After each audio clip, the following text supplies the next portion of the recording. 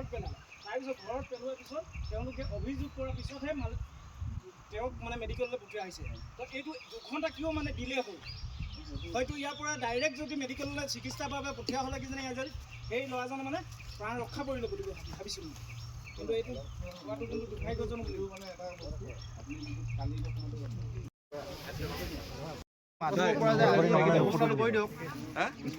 খালী কৰি দিব লাগে ইমান দিনলৈকে আমি ভুগি থাকিব নোৱাৰোঁ গাঁৱলৈ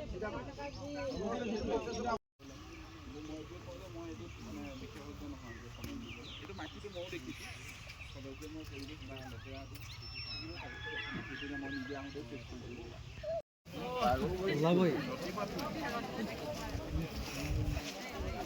সঁচাকৈ পাই যে বল এটা ভাঙি দিয়ে অনুভৱ এটা কৰিব পাৰিছোঁ ইয়াৰ প্ৰভাৱটো কিমান পৰিছে আৰু আজি তাৰিখত যিটো ঘটনা ঘটিছে সেইটো এটা খুব দুৰ্ভাগ্যজনক ঘটনা এটা কাৰণ মালিক পক্ষৰ ইমানে গাফিলতি তেওঁলোকে যিবিলাক মেডিচিন মাৰিছে তেওঁলোকৰ মাক চকে একো মানে সুবিধা দিয়া নাই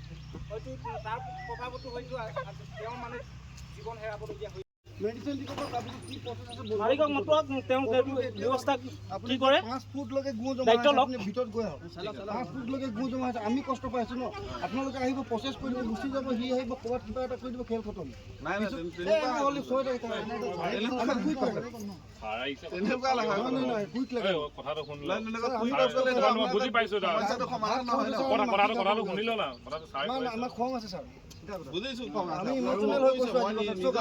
4 বছৰ পৰা আমি মালিকক একো অসুবিধা কৰা নাই সমস্যাটো পাৰ্মানেণ্ট হ'ব লাগে যি হ'ব লাগে এটা কুইক ফিক্স দিলেতো নহ'ব ন চব বস্তুতে আজি 18 বছৰ তলৰ শিশু শ্ৰমিকসকলক তেওঁলোকে ইয়াতে নিযুক্তি দি কম টকাত মানে খটাই আছে বুলি আমি এটা ধাৰণা কৰিছোঁ আজি আমি পাইছোঁ প্ৰমাণ হয়তো পাইছোঁ ল'ৰাবিলাক কালি ৰাতি 4জন ল'ৰাই 12টালৈকে কাম কৰিছে মালিকে সেইখিনি দায়িত্ব ল'ব লাগিব গম পাইছে নে ছাৰ ব্যৱস্থা কৰক কাৰণ আমিতো ইয়াত মালিক কৈ থৈ গ'ল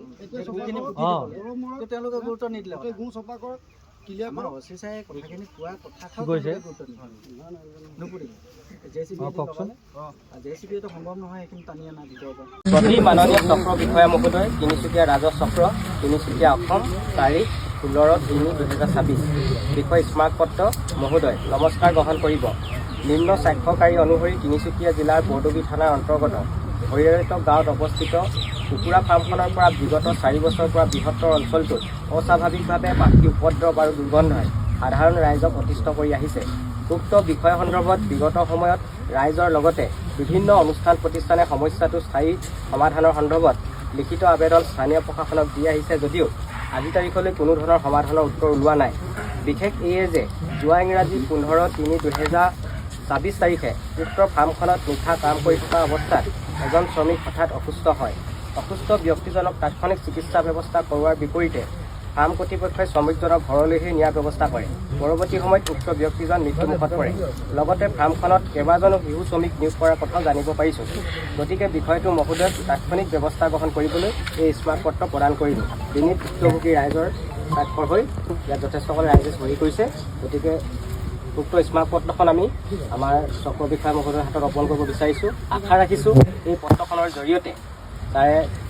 আজি বৰ্তমান তেখেতে ল'বলগীয়া যিখিনি পদক্ষেপ এই মুহূৰ্তত ছাৰে ল'ব আৰু বাকী যিখিনি তেখেতৰ দায়িত্বত ৰাখি যি ধৰণকে প্ৰক্ৰিয়াভাৱে আগবাঢ়িব লাগে তেনেধৰণকে আগবাঢ়িব বুলি আশা ৰাখিছোঁ গতিকে ৰাইজৰ হৈ এই স্মাৰকপত্ৰখন ছাৰৰ হাতত অৰ্পণ কৰিব বিচাৰিছোঁ ভালে কথা আৰু এই ৰ'দটো ওলাইছে যে ৰ'দ এতিয়া লাহে ওলাইছে